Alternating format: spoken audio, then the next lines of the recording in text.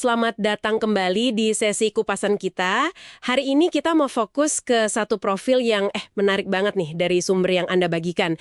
Ini kutipan dari buku The Art of Seduction ya, khususnya tentang tipe karismatik. Iya, betul.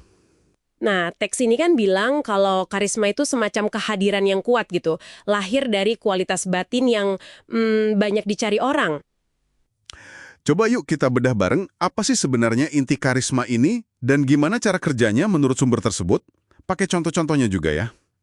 Oke, jadi apa nih inti dari karisma menurut bacaan Anda ini? Sumber ini menggambarkannya sebagai kualitas dari dalam.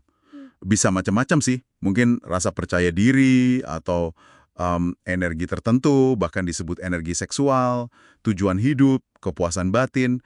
Nah, kualitas ini seolah memancar keluar gitu. Jadi bikin gerak-gerik kehadiran mereka itu terasa. Luar biasa, punya daya tarik lebih. Penting juga teksnya bilang, ini bukan cuma bawaan lahir loh. Oh, bisa dipelajari ya? Bisa, katanya mereka belajar mengasahnya. Lewat tatapan mata yang tajam misalnya, atau cara bicara yang membakar semangat, atau membangun aura misteri. Kuncinya itu sering dikombinasi ini. Pancarkan intensitas, tapi di saat yang sama tetap kelihatan agak menjaga jarak. Detach, gitu. Oh, ini menarik banget nih. Gimana sih kualitas batin itu bisa kelihatan nyata? Sumber ini kan kasih contoh ya, tokoh-tokoh karismatik. Kayak Joan of Arc. Dia kan aslinya cuma gadis petani biasa. Tapi kok bisa ya keyakinannya itu menggerakkan prajurit, bahkan meyakinkan calon raja. Gimana penjelasannya? Nah, kalau Joan ini, teksnya menekankan di keyakinan dia yang absolut. Seolah-olah dia itu dapat misi ilahi langsung. Sampai digambarkan kayak nabi ajaib. Bukan cuma visi atau idenya aja, tapi ketenangan dan keyakinan dia yang bersinar itu loh, itu yang katanya memikat orang kayak si prajurit John de Metz. Kekuatan keyakinan yang, tak tergoyahkan itu jadi magnet. Oke. Jadi bukan cuma ngomong punya visi, tapi intensitas keyakinannya itu ya yang kerasa sama orang lain. Paham? Nah, tapi di sumber yang sama ada contoh yang, kontras banget. Rasputin. Ah, iya Rasputin. Ia kan digambarkan bisa nyampurin spiritualitas dengan sisi yang, lebih duniawi lah, bahkan kasar gitu. Kok bisa tetap dianggap karismatik menurut buku ini? Nah, ini dia menyentuh aspek misteri dan mungkin semacam pelanggaran batas ya dalam harisma. Itu yang disorot teksnya. Rasputin itu argumennya di sini dia pakai dalih spiritual buat membenarkan tindakannya. Ini malah menciptakan daya tarik sebagai figur pendosa suci gitu. Pendosa suci ya? Unik juga istilahnya. Iya. Terus katapannya juga disebut-sebut. Matanya tuh katanya bisa berubah warna, memancarkan misteri dan kelihayan. Padahal luarnya kelihatan lembut. Kehadirannya itu jadi membingungkan, tapi sekaligus memikat. Justru paradosnya itu yang kuat. Menarik.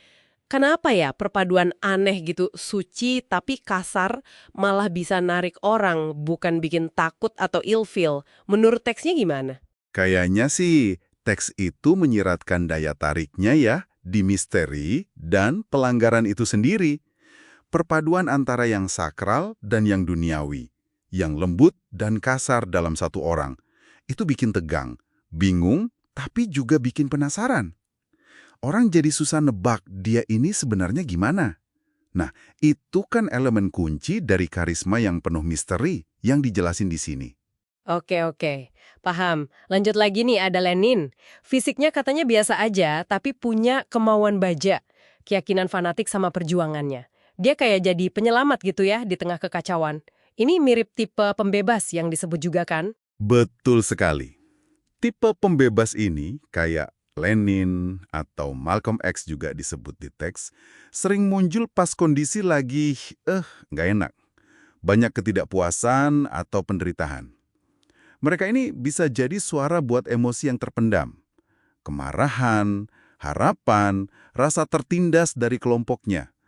Dan cerita hidup mereka, pengalaman pribadi kayak Malcolm X di penjara itu, sering jadi bagian penting yang nguatin pesan dan karismanya. Jadi mereka itu simbol harapan baru atau yaitu tadi perlawanan. Satu lagi nih, Charles de Gaulle, si aktor Olimpian. Gimana dia menurut teks ini? Pakai simbol-simbol. Sadar banget kayaknya ya. Contohnya seragam perang lamanya buat bangkitin emosi publik, ingetin masa lalu. Bahkan diamnya aja punya bobot katanya. Nah, iya, contoh De Gaulle ini nunjukin sisi lain yang ditekankan teks. Karisma itu bisa dibangun atau diperkuat secara sadar.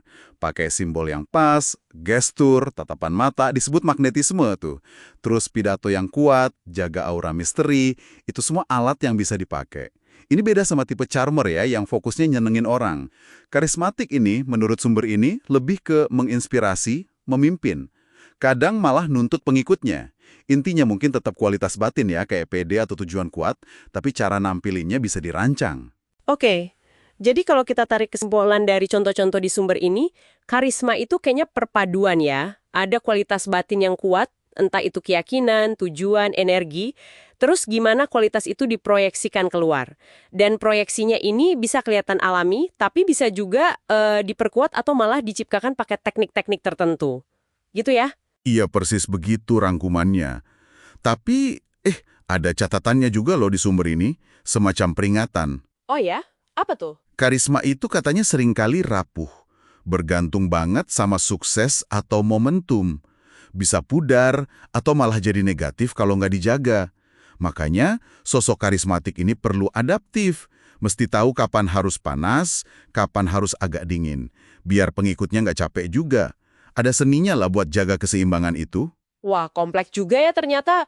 Ini jadi ninggalin satu pertanyaan menarik nih buat Anda renungkan para pendengar.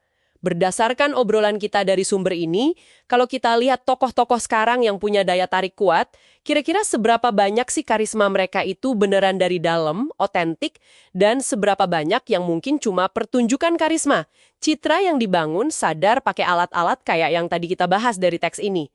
Sesuatu buat dipikirin lebih lanjut ya.